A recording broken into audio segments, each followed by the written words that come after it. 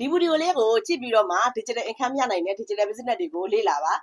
digital business ကိုလေ့လာတော့မယ်ဆိုရင်တော့ကျွန်တော်တို့ပြင်ဆင်ထားရမယ့်အချက်တွေရှိပါတယ်အဲ့ဒါကဘာလဲဆိုရင်တော့နံပါတ်1ကလေ့လာသင်ယူခြင်းနဲ့စိတ်ရှိဖို့အရေးကြီးပါတယ်ကျွန်တော်တို့ digital နဲ့ပတ်သက်ပြီးတော့စီးပွားရေးလုပ်တော့မယ်ဆိုလို့ရှိရင်တော့ကျွန်တော်တို့ digital tools တွေကိုသုံးရတော့မယ်ဒီ tools တွေကိုဘယ်လိုသုံးမလဲ software တွေကိုဘယ်လိုသုံးမလဲဒါတွေကိုကျွန်တော်တို့ကအမြဲတမ်းလေ့လာသင်ယူသွားရမှာဖြစ်တဲ့အတွက်လေ့လာသင်ယူမှုကိုပြင်းလို့လုံးဝမရပါဘူးလေ့လာသင်ယူခြင်းနဲ့စိတ်ရှိဖို့အရေးကြီးပါတယ်ဒါကတော့နံပါတ်1ပါနံပါတ်2ကဘာလဲဆိုလို့ရှိရင်တော့ဆင်ခြေတွေမပေးပါနဲ့ကျွန်တော်တို့တခါတလေကြလို့ရှိရင်ဆင်ခြေတွေပေးတတ်ကြတယ်မီးပြက်လို့အင်တာနက်မကောင်းလို့ပူလို့နောက်တစ်ခါကျတော့ကျမတို့အလုပ်မအားလို့အိမ်အလုပ်တွေရှုပ်သွားလို့ဒီလိုမျိုးနဲ့အမျိုးမျိုးဆင်ခြေပေးတတ်ကြတယ်အဲ့တော့အဲ့ဆင်ခြေပေးတာကသူများကိုသွားပေးတာမဟုတ်ကိုယ့်ကိုယ်ပဲပြန်ပြီးတော့ဆင်ခြေတွေပေးတာပေါ့နော်အဲ့လိုဆင်ခြေတွေပေးနေမဲ့အစား action ယူပါတစ်ခုရရနှစ်ခုရရမီးပြက်သည်ဖြစ်စေအင်တာနက်မကောင်းသည်ဖြစ်စေပေါ့နော်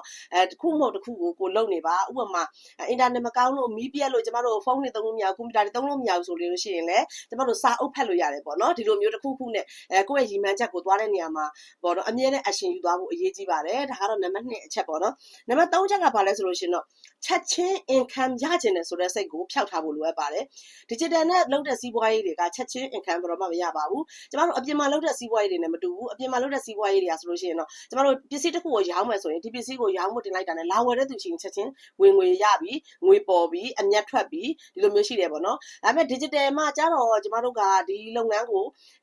လေ့လာရတယ်နားလည်အောင်လုပ်ရတယ်ဆိုတဲ့အချိန်တွေရှိတယ်နောက်ကိုယ့်ရဲ့ personal brand ကိုလူအများသိအောင်ချပြရတဲ့အချိန်တွေရှိတယ်ဒီ digital tools တွေကိုအသုံးတက်အောင်လုပ်ရတဲ့အချိန်တွေရှိတယ် content idea တွေထုတ်တက်အောင်လေ့လာသင်ယူရတဲ့အချိန်တွေရှိတယ်အဲ့ဒီအချိန်တွေအတွက်ကျမတို့ကအချိန်ပေးရမှာဖြစ်တဲ့အတွက် income ကိုချက်ချင်းလိုချင်တယ်ဆိုတဲ့စိတ်ကိုဖျောက်ပြီးတော့မှနေ့စဉ်ပေါ့နော်ကိုယ့်ရဲ့ဒီတိုးတက်မှုကိုကိုယ့်အကူဖြည့်သွားဖို့အရေးကြီးပါတယ်ဒါကတော့နံပါတ်3ချက်ဖြစ်တယ်ပေါ့နော်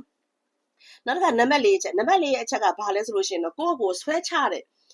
ချမိနေတဲ့အတွေးတွေကိုဖျောက်ဖို့လိုရပေါ့နော်တခါကျရင်ကျမတို့တွေးတတ်ကြတယ်လုပ်ငန်းတစ်ခုမှလုပ်ပြီးတော့မအောင်မြင်လာဘူး result မရလာဘူးဆိုလို့ရှိရင်ဟောမဖြစ်တော့ဘူးထင်တယ်ငါနဲ့အကျိုးမပေးတာလားမသိဘူးသူများတွေနဲ့တော့အဆင်ပြေတယ်ငါနဲ့အဆင်မပြေဘူးငါမသိယူနိုင်ဘူးငါညံမကောင်းဘူးဒီလိုမျိုးနဲ့ကိုယ့်ကိုပြန်ပြီးဆွဲချနေတာပေါ့နော်အဲ့လိုဆွဲချတဲ့အတွေးတွေကိုကျမတို့ကဖျောက်ထားဖို့လိုတယ်အဲ့ဒီအစားကျမတို့ supporting belief ပေါ့နော်ကိုယ့်ကိုဒီညှင့်တင်ပေးမယ်ယုံကြည်ချက်မျိုးတွေပြန်ထားပေးရမယ် okay ငါဒီဥစ္စာကိုငါနားမလည်သေးလို့ဒီတိုးတက်မှုမရှိသေးနားလည်အောင်ငါစူးစမ်းလိုက်မယ်ဒီဟာကိုရအောင်သင်ယူလိုက်မယ်ငါသူများကတစ်နှစ်နဲ့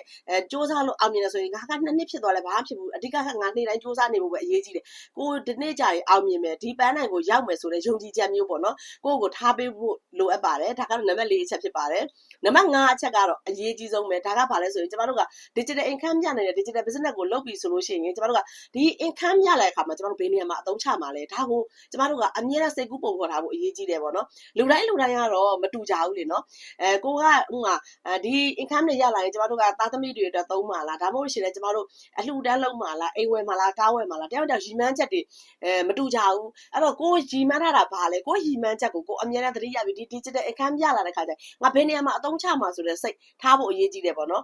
ကျမတို့တွေစီးပွားရှာကြတယ်ငွေရှာကြတယ်ဆိုတဲ့နေရာမှာပေါ့နော်ရည်မှန်းချက်ရှိတယ်ပန်းနိုင်ရှိတယ်ဆိုရင်တော့အဲ့စီးပွားရေးကမြင်ရင်လည်းအောင်မြင်နိုင်တယ်ပြီးတော့ရှိရင်လည်းလမ်းလည်းမပြောက်ဘူးပေါ့နော်တကယ်လို့ကိုကပုံမှန်တိုင်းပဲလုံရိုးလုံးစင်တစ်ခုအနေနဲ့ပဲကျမတို့ကငွေရှာတယ်ပေါ့ပုံမှန်အနေထားနဲ့ပဲလုပ်သွားတယ်ဆိုရင်တော့ရည်မှန်းချက်လည်းမရှိဘူးဆိုရင်တော့ဒီအောင်မြင်ဖို့ဆိုတာကမအောင်မြင်နိုင်ဘူးပေါ့နော်ခက်ခဲမယ်ပေါ့အရန်နှင်းမယ်ပေါ့နော်တကယ်လို့ကိုယ်မှာရည်မှန်းချက်ရှိတယ်ဆိုလို့ရှိရင်တော့ကိုယ့်ရဲ့ရည်မှန်းချက်ကိုမပြောက်မပြတ်သွားတယ်ဆိုရင်တော့ဒီ digital income ကအများဆုံးလည်းရရှိနိုင်တယ်လို့အောင်မြင်ဆုံးလည်းဖြစ်လာမှာသိကြပါတယ်ဆိုတာကိုပြောချင်တယ်ကျေးဇူးတင်ပါတယ်ကျမခိုင်မွန်ပါ